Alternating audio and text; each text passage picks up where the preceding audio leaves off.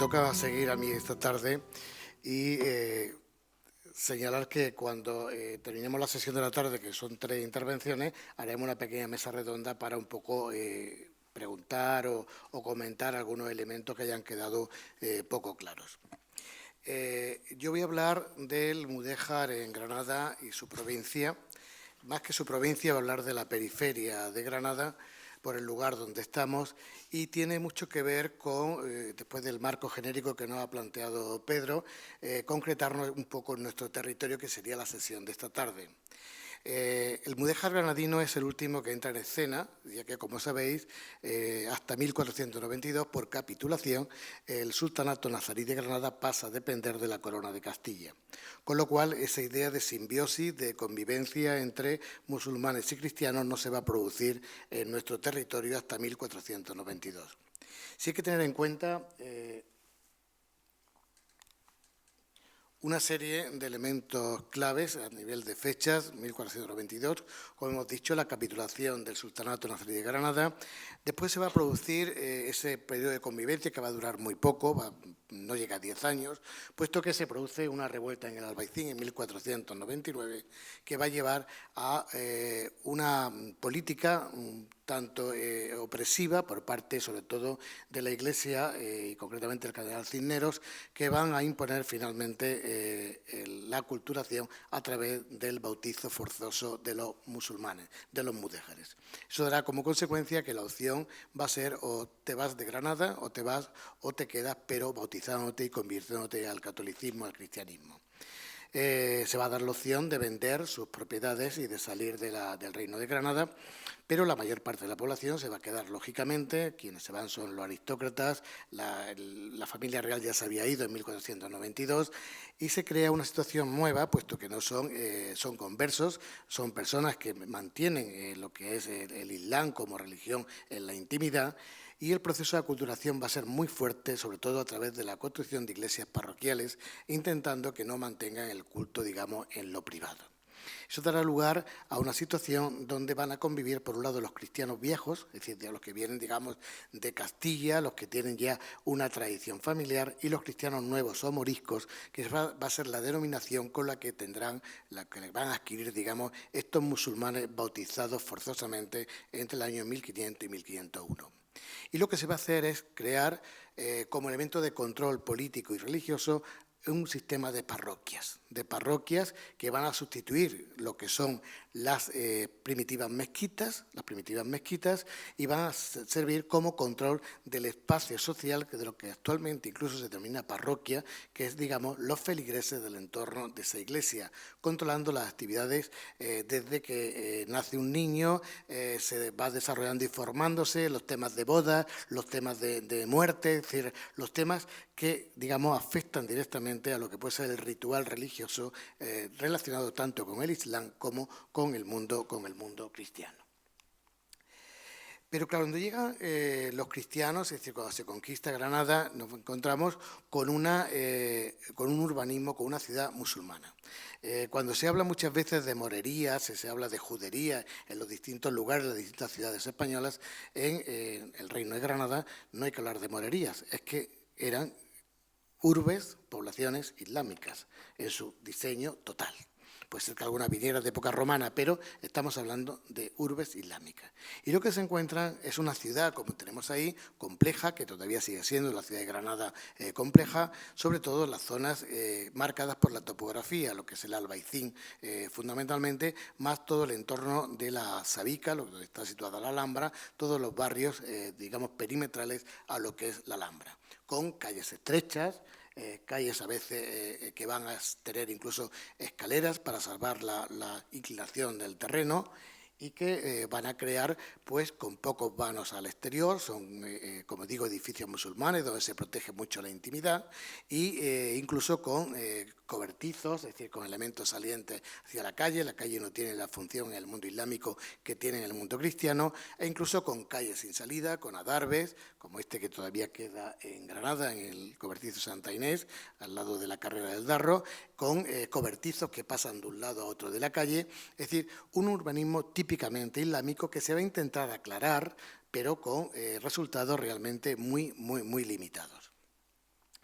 Pero en ese contexto, y he dicho antes, por capitulación se conquista Granada. No es una conquista militar exclusivamente, sino que es una capitulación por la que se respetan digamos, las leyes islámicas, las propiedades islámicas, las tradiciones culturales islámicas, que va a ser luego roto a partir de ese levantamiento de 1499, lo que hace que, digamos, la población musulmana que vive en Granada se queden en sus casas.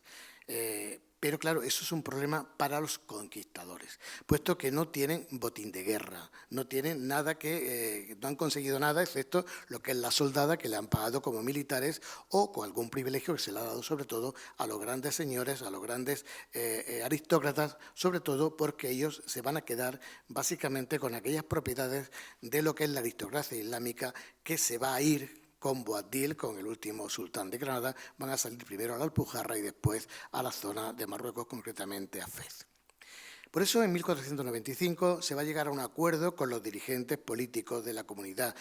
mudéjar, de tal manera que se van a crear como 2 morerías en Granada, más que morerías, espacios habitados por mudéjares. Uno que va a ser el Albaicín, puesto que la primera normativa que se da es que aquellos musulmanes que se habían ido a vivir a Granada, sobre todo por la situación de guerra de la periferia de Granada, de alquerías, de pequeñas poblaciones, Monachil posiblemente quedó totalmente deshabitada en los 2 años previos a la conquista de Granada, que vuelvan a sus casas, que vuelvan a sus poblaciones, que vuelvan a sus alquerías y que los agricultores de la Vega de Granada vuelvan a trabajar la Vega y que se vuelvan, digamos, a sus lugares originales. Eso significa que muchas casas van a quedar vacías, sobre todo en el Albaicín, y va a haber un proceso de compra, se habla de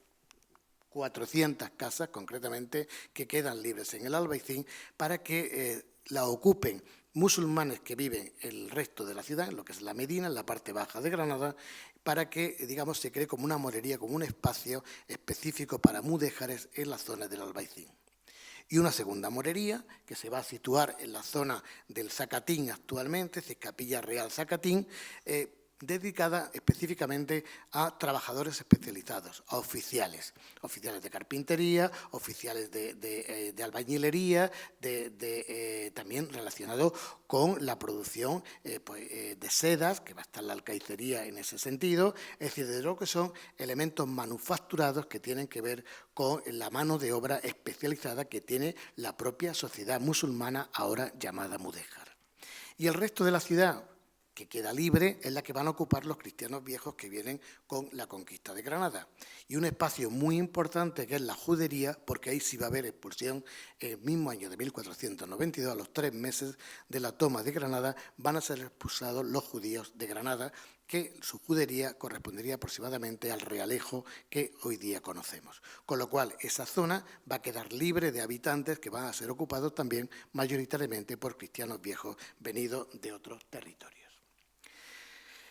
Pero Granada estaba construida cuando llegan los cristianos, cuando los reyes católicos conquistan la ciudad de Granada. Estaba construida. ¿Y qué se va a hacer? Que los edificios importantes que hay en la Granada musulmana se van a redefinir a nivel de utilidad, a nivel de funcionamiento. Así, por ejemplo, la madraza islámica, la Universidad Árabe, va a pasar a ser el cabildo, es decir, lo que es el ayuntamiento de la ciudad de Granada. O, por ejemplo, el Maristán, lo que era el Hospital General de época islámica, va a convertirse en ceca, es decir, en lugar de acuñación de monedas. Es decir, que esos edificios no se destruyen, sino que se redefinen e incluso un elemento como la alcaicería, que todos conocéis, esto es del siglo XIX, es decir, que se quemó desgraciadamente en el siglo XIX, ahí los reyes católicos no lo van ni a tocar, es decir, porque funcionaba tan bien económicamente y era tan rentable económicamente que deciden que siga como está, puesto que los beneficios son muy altos para hacer ningún tipo de transformación. Es decir, que hay una especie de entente, de entramado, de sincretismo cultural, podremos decir,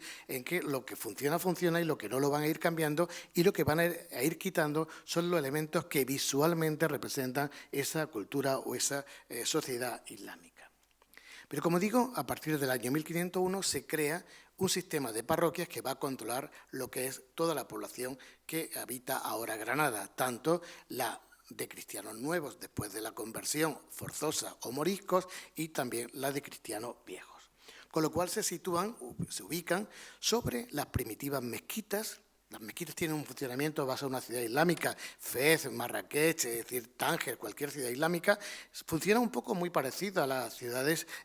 cristianas, es decir, donde las parroquias están repartidas por toda la ciudad y de cada una de esas mezquitas depende un grupo de población que van allí a la oración del viernes, básicamente, o oraciones diarias, cuando creen conveniente, pues lo mismo que aquí se va a la iglesia como elemento central parroquial, digamos, de un barrio determinado. Se crean una serie de parroquias, pero, como digo, inicialmente se van a crear sobre las primitivas mezquitas, con lo cual luego se van a ir transformando. La mezquita a nivel funcional suelen ser pequeñas, muy bajas, es decir, se van a ir transformando y ocupando también los espacios periféricos para construir las grandes iglesias mudéjares, fundamentalmente, que se destacan sobre todo en el urbanismo granadino por su volumen arquitectónico sobre el resto del caserío. Pero eso no quita que cuando son útiles se mantengan espacios islámicos. Por ejemplo, en la iglesia de El Salvador se mantiene todavía actualmente el SAG, lo que era el patio de la mezquita mayor del Albaicín que estaba en El Salvador. O, por ejemplo, en las iglesias de San Juan de los Reyes o la iglesia de San José en el Albaicín se mantienen lo que eran los alminares, el minarete de la mezquita, se mantiene con un cuerpo de campanas que se le coloca encima como torres de campanas ahora de las iglesias cristianas. Es decir, que no hay un arrasamiento de la ciudad en absoluto, hay una reutilización de la ciudad que se va adaptando a las necesidades y también a la capacidad económica de inversión y de transformación que puede existir en lugares concretos de esta ciudad de Granada. Pero ¿quién transforma la ciudad? ¿Quién va a construir todo esto? Pues lo van a construir los gremios. Los gremios son las asociaciones de trabajadores de una misma rama artesanal. El gremio de carpinteros, el gremio de albañiles, el gremio de pintores, el gremio de tejeros, de ladrilleros. Es decir, los gremios son los que producen, los que transforman la materia prima. El gremio de sederos, por ejemplo. Es decir, y en ese sentido a nosotros nos interesan dos gremios básicamente, el gremio de carpinteros y el gremio de albañiles, que son los que van a hacer nuestras construcciones mudéjares. Lo curioso, eso está regulado por el ayuntamiento, con las ordenanzas de los ayuntamientos, donde se sitúa el funcionamiento del gremio, que es controlado por el propio Cabildo Municipal. En el caso de Granada, y por poner el ejemplo, el gremio de albañiles y el gremio de carpinteros, esos gremios se reúnen cada 2 años. Y se vota democráticamente entre los maestros y oficiales, se votan los que van a ser los veedores de la ciudad. Los veedores son, para entenderlos, como el arquitecto municipal. Como el arquitecto municipal que se elige por 2 años. Pero fijaros qué cosa más curiosa. En el caso de Granada, el gremio elige 4 cristianos viejos y 4 cristianos nuevos. Es decir, y de esos 4 más 4, el ayuntamiento elige 2 y 2. Es decir, que había una decisión política a la hora de decidir. Pero fijaros que hay una dualidad en el gremio. Es un solo gremio, pero hay maestros de obras que son cristianos nuevos, moriscos, y maestros de obras que son cristianos viejos. Y tenemos que suponer que había más cristianos nuevos, puesto que esa forma de elegir está potenciando a los cristianos viejos, que serían menos. Y ellos son los que van a hacer estas cosas. Ellos son los que van a hacer esta transformación de la ciudad en ciudad, que decimos mudéjar, con sistemas de cubierta, con paramentos a base de cajones de mampostería, con ladrillo en las zonas los ángulos, por ejemplo, o las torres, utilizando sillería en muy pocos casos, generalmente en la parte inferior de cimentación para que sea estable la obra, y cubiertas con planimetrías de iglesias, que es lo que me voy a ceñir, de cajón, en unas iglesias muy sencillas, de forma rectangular, algunas con planta de cruz latina, muy pocas, o bien de 3 naves, que serían también las menos. ¿Por qué? Porque responden a modelos utilitarios que se desarrollan a todo lo largo del siglo XVI y que van a ir transformándose conforme van apareciendo, por ejemplo, cofradías, hermandades, que van a ser capillas secundarias, o conforme va ampliándose los procesos de lo que es el Renacimiento derivado de la Catedral de Granada, que llevarán a la concreción de portadas renacentistas que van de alguna manera a travestir y a ocultar lo que son los planteamientos mudéjares originales. Iglesias se construyen en todo el ámbito de ese Medina, de esa ciudad histórica, podríamos decir, de Granada, que van a ir con sistemas de cubiertas de arcos diafragma, de cubiertas más o menos complejas con lacerías, incluso utilizando algunas de ellas, como puede ser esta iglesia de San José, la capilla mayor como capilla funeraria. Otras veces son capillas que se van anexando como capillas funerarias de los altos dignatarios de la ciudad. En este caso es un oidor, don Pedro Carrillo, de la audiencia de la Chancillería de Granada, quien se entierra y financia lo que es la capilla mayor con esa magnífica armadura que pueden ver dorada, ochavada con lazo de 8, o bien sistemas más fáciles como lo que es la iglesia de San Cecilio con esos arcos diafragma, o lo que puede ser la iglesia de San Miguel, que responde a dos momentos históricos. La parte primera es la parte más antigua, con... Es que no veo nada, me voy un poquito de lado y no sé cuándo paso. La parte de la cabecera, con arcos diafragma, que es la forma más sencilla, digamos, y luego con una armadura, posiblemente debido a esa ampliación al aumento de población del barrio concretamente. Tenemos otras obras como la iglesia de Santa Ana, que además es una iglesia que se descubrió a principios del siglo XX, lo que es la gran cubierta de la capilla mayor, que estaba tapada con una cubierta de yesería. Sobre todo eso se va a hacer en el siglo XVIII, cuando pasa de moda este tipo de arquitectura y entonces se intentan situar elementos que oculten en la arquitectura. De hecho, por ejemplo, la iglesia de San Matías de Granada, que parece una iglesia barroco con algunos elementos góticos, en realidad lo que tiene es una falsa cubierta de escayola, para entendernos, con cañas, que está ocultando la armadura mudéjar que está en la parte superior. De eso todavía hay mucho en todo el país. O iglesias más complejas, como la iglesia de San Ildefonso, y me gustaría que vierais esa complejidad de lazo, se llama almizate la parte plana de la parte superior de la armadura, esa complejidad, pero que en el fondo, y lo digo para las personas que son de Monachil, estamos hablando de una estructura similar, es decir, con una nave y una capilla mayor, que la vamos a ver el sábado, y de verdad les invito a que el sábado vengan a esa clase práctica, porque van a ver cómo se hace esto, porque esto es realmente un puzzle. Es un puzzle, cómo se van entramando los pares, los nudillos, los distintos zafates, cómo se van engarzando, casi sin ningún tipo de clavos, para construir, como si fuera un mecano, estos sistemas que se hacen todos en el taller y llega y el carpintero los encaja, como digo, como si fuera un mecano, y que lógicamente tienen unos sistemas de carpintería a base de cartabones, a base de sistemas geométricos concretos. Hay algunas iglesias más especiales, por ejemplo, la iglesia de San Juan de los Reyes fue financiada por los propios reyes católicos, puesto que aquí estaba la mezquita de los convertidos, es decir, de aquellos cristianos que se habían convertido en musulmanes. Y eso no lo pueden soportar los reyes católicos y automáticamente dicen que no, que esa mezquita, se va a transformar en iglesia y financian un proyecto más importante que el resto de las obras. O incluso la iglesia de San Pedro y San Pablo, una iglesia de las más importantes de la ciudad de Granada en cuanto a techumbres de carácter mudéjar, pero que va a ser realizada por Juan de Maeda en una fecha ya tardía, 1567. Juan de Maeda es el aparejador de Diego de Siloé en la catedral. Estamos hablando de un maestro de arquitectura que está trabajando en sistemas constructivos y decorativos renacentistas, pero cuando se enfrenta con la realización de una iglesia parroquial recurre a los sistemas tradicionales mudéjares. Esto es muy importante. Incluso, no lo he dicho todavía, pero lo pensaba decir un poquito más adelante, cuando el levantamiento de las Alpujarras de 1568 y 1571, donde se van a quemar muchas iglesias, concretamente aquí en la Vega de Granada se queman algunas, cuando se rehacen esas iglesias después de la guerra, se van a hacer también con sistemas constructivos de carácter mudéjar. En cuanto a las torres, van a ser elementos que provienen de los alminares musulmanes. Son prismas realmente, sin ningún tipo de decoración en lo que es el trazado en la altura general, con algunos pequeños vanos que lo que hacen es iluminar la escalera que va subiendo en torno a un machón, y lo que significa la parte de arriba, que es lo que se añadiría a una supuesta alminar, lo hemos visto en San José o en el caso de San Juan de los Reyes, se coloca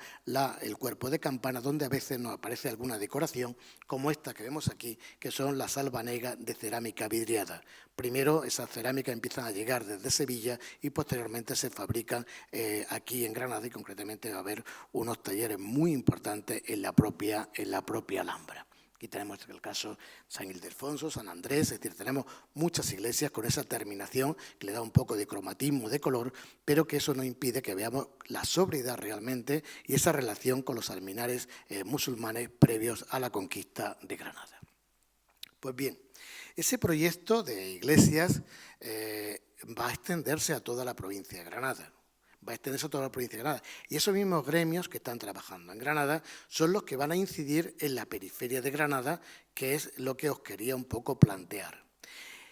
A veces nos centramos demasiado en las capitales y no nos damos cuenta que la zona de dependencia, sobre todo a nivel económico y a nivel geográfico de esas grandes ciudades, tiene una relación directa con los gremios o con el sistema productivo que tenemos en la ciudad. De hecho, son los mismos carpinteros, los mismos albañiles que están trabajando en esas grandes obras de San Ildefonso, San Bartolomé o San Juan de los Reyes, los que vamos a encontrar trabajando en la periferia de Granada. Es más, por temas y razones económicas y de evolución urbana, las transformaciones que han sufrido muchas de las iglesias mudéjares de Granada hacen que algunos ejemplos de la periferia de Granada nos expliquen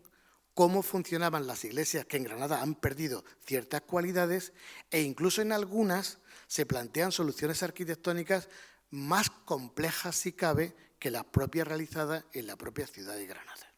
Es decir, los gremios no estaban en todos los lugares, es decir, no tiene sentido montar un gremio de carpinteros en Monachil que van a hacer una obra importante como es la iglesia y los otros son casas domésticas que son, digamos, personas poco cualificadas, albañiles del nivel más bajo o carpinteros del nivel más bajo. Es decir, todo dependía un poco en el conjunto de lo que podían ser los gremios importantes de las ciudades. Y en ese sentido, por ejemplo, os quiero plantear iglesias de la periferia de lo que es la falda de Sierra Nevada y el Valle del Genil, como el caso de Huéjar Sierra, que además va a ser quemada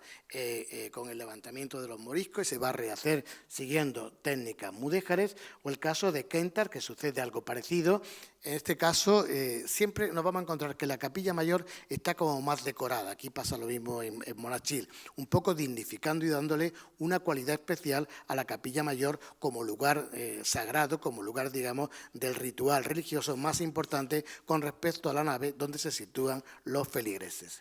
Y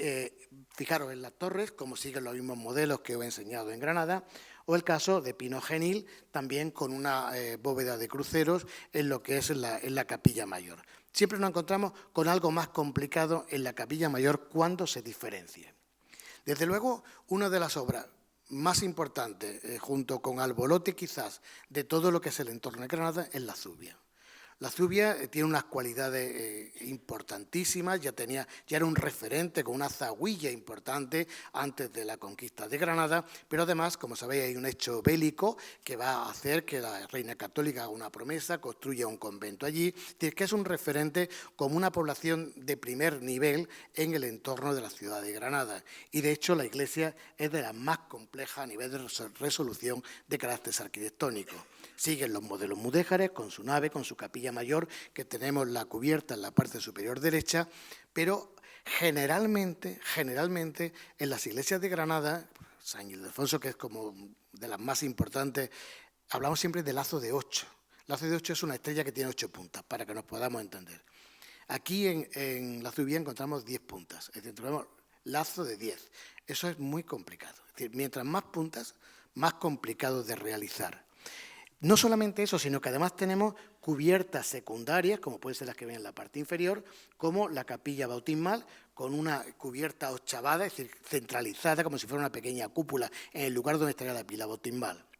Pero además tenemos otro elemento, que es la presencia de Rodrigo Hernández en 1526. ¿Quién es Rodrigo Hernández? Rodrigo Hernández es el arquitecto del Arzobispado de Granada. Es el arquitecto que está controlando por parte del arzobispado todas las construcciones que se hacen en los territorios de ese arzobispado, no en el de Guadix Baza, que es diferente, pero sí en la Alpujarra, en la costa, en los montes orientales, en los montes occidentales, es decir, todo lo que corresponde al arzobispado de Granada. Y precisamente ese Rodrigo Hernández como el maestro mayor que va dando traza y que va organizando todas las obras que se hacen en estas poblaciones. Lo mismo vamos a encontrar a Rodrigo Hernández en la iglesia de Dílar, es una iglesia menor. Y además encontramos también, puesto que ahí tenemos dos fases de realización, al carpintero Melchor de Arroyo. Melchor de Arroyo no es ni más ni menos que el que hace el cimborrio del Hospital Real de Granada, una de las obras de carpintería, en renacentista en este caso, más importantes de la ciudad de Granada. Es decir, y este señor, que forma parte del gremio, que busca obras por todos lados pues, para sobrevivir o para que su taller funcione, pues se viene, ni más ni menos, que se viene a Dílar a trabajar aquí, puesto que le han ofrecido un contrato. Es decir, que no estamos hablando de... Antes hablaba Pedro de los alarifes que tienen nombre y apellido, pero es que los alarifes que tienen nombre y apellido en esta periferia de Granada, muchos de ellos son de los que tenemos documentados también con nombre y apellido, haciendo las obras más importantes de la propia ciudad de Granada. El caso de Gójar, que lo tenemos aquí en la parte inferior, donde también parece que interviene Rodrigo Hernández y que tiene además como curiosidad una de las pocas portadas góticas que existen en la provincia de Granada, de cantería, puesto que las portadas normales de la iglesia de Mudéjar son estas cosas que veis aquí, ahora vais a ver alguna mejor, de ladrillo generalmente con arcos apuntados. La iglesia de Huétor Vega, que todos conocéis también, en este caso ya con ese carácter renacentista en lo que puede ser la portada, o la iglesia de Monachil, de la que no voy a hablar, pero aquí veis una portada típicamente mudéjar, con su arco todo en ladrillo. No voy a hablar porque vamos a tener una intervención específica el sábado, pero sí, como decía en la presentación, insisto, que el retablo está relacionado con el taller de Pedro Machuca, lo que hace, y nos habla de una cualidad especial y de la importancia que tenía Monachil dentro del arzobispado de Granada para que se hagan estas cosas. Los ojíjares, de nuevo Rodrigo Hernández, que lo he querido reflejar en la imagen para que se os quede ese nombre, que es un personaje fundamental del arzobispado en la construcción de estas grandes obras. Fijaros lo que es la capilla mayor con sus piñas de mocárabe dorada incluso, o lo que puede ser la iglesia de Alendín, donde, aparte de Rodríguez Hernández, porque ahí hay dos periodos, la iglesia primera la hace Rodrigo Hernández, pero a principios del 17 se va a hacer una segunda iglesia y quien dirige, quien hace los diseños es Ambrosio de Vico. Ambrosio de Vico es otro de los grandes arquitectos de la ciudad de Granada. Va a ser maestro mayor de la Catedral de Granada y como maestro mayor de la Catedral de Granada es a la vez también maestro mayor de las obras del arzobispado y va a diseñar obras tan importantes como lo que sería Alendín y también, bueno, ahora veremos otras, concretamente Albolote. Pulianas, ahí metido, pegado a Jun, pegado a Granada, mantiene una de las obras que ha sufrido menos intervenciones a nivel de historia, con lo cual lo que son los arcos diafragma pobres de las primeras iglesias mudéjares que se hacen, se conservan muy bien, quizás el mejor lugar donde se conservan en toda la provincia sea precisamente en lo que significa esta pequeña población de Pulianas. Albolote, como decía, 1587, Ambrosio de Vico, este personaje que es maestro mayor de la catedral de Granada, va a ser el que realiza esta obra ya a final de siglo, igualmente con tres naves, en este caso ya, con su capilla mayor diferenciada con una magnífica armadura. Generalmente en Granada se dignifica la capilla mayor siempre cuadrada, como si fuera una cuba islámica, pero se dignifica con una armadura más compleja. En ese sentido, el profesor Alfredo Morales, que olvidé decirlo en la presentación, nos hablará precisamente de las cubas sevillanas, que son un elemento, cuba es un cubo, para entenderlo, un cuadrado cubierto con cúpula, que va a ser uno de los elementos típicamente musulmanes que se van a adaptar en estas iglesias mudéjares de la Baja Edad Media y del siglo XVI en el caso de Granada. O bien, también de Ambrosio de Vico, la iglesia de Atarfe, una iglesia un tanto marginal porque ha sufrido bastantes restauraciones, pero que la tenemos aquí también igualmente con tres naves, al igual que la iglesia de Albolote. Y por último, Maracena, que de ese cambios, digamos, estéticos que se van a producir. Inicialmente es una iglesia de una sola nave con su capilla mayor, con su carpintería más o menos compleja, pero en el siglo XVIII se va a ampliar, y ahí tenemos el plano del siglo XVIII, donde se proyecta ampliarlo a tres naves. se amplía a 3 naves. Todos estos temas dificultan arqueológicamente la forma de entender todas estas arquitecturas. Por eso a veces, como decía, el caso de Puliana, cuando vemos Puliana entendemos perfectamente cómo funcionaban las arquitecturas de arcos diafragma, porque ahí está completa. Es decir, y es más, hay que buscar más en la periferia, puesto que en las grandes ciudades las transformaciones son mayores, que es lo que sucede en el caso que tenemos en pantalla. Y lo mismo sucede en el caso de Pinos Puente, que igualmente en el siglo XVIII se va a ampliar a 3 naves la iglesia, que en principio sería de una sola nave con capilla mayor. Eso sería un poco los modelos que procedentes de Granada se van a extender por toda la periferia, por todo el arzobispado, con exclusión de Guadix. No voy a tratar Guadix, sería ya muy largo, pero tenemos aquí a José Manuel Rodríguez Domingo, que sabe de eso mucho más que yo, donde sí tienen sus propios gremios, tiene documentos que lo corroboran, y va a haber algo fundamental que diferencia el mudéjar de la zona Guadix-Baza de la zona de Granada, y es la presencia de armaduras, sistemas muy parecidos, pero pintados con temas renacentistas, de Candelieri, de grutescos, que le dan una cualidad específica a las obras que se hacen en las iglesias parroquiales de las poblaciones que dependen del obispado de Guadix-Baza. Como ven, tenemos diversidad de soluciones, pero también unidad conceptual y sobre todo eso depende muy mucho de los gremios, de qué saben hacer los albañiles, qué saben hacer los carpinteros, qué saben hacer los pintores. ¿Por qué? Porque si no se trata aquí de cargar una cúpula, ¿saben hacer los albañiles una cúpula? No. Lo que saben hacer es una maravillosa torre de ladrillo, con su machón central, con escaleras que van dando vueltas y con pequeñas pilleras o ventanas que iluminan para que no se caiga el señor que va a subir a tocar las campanas. ¿Me entendéis? Es decir, que está lo utilitario, lo funcional, pero dando resultados con valores estéticos como los que os he enseñado, tanto de Granada como también del entorno de la periferia de esta zona limítrofe con lo que es el paisaje Sierra Nevada y marcados por lo que es el Valle del Genil. Muchísimas gracias.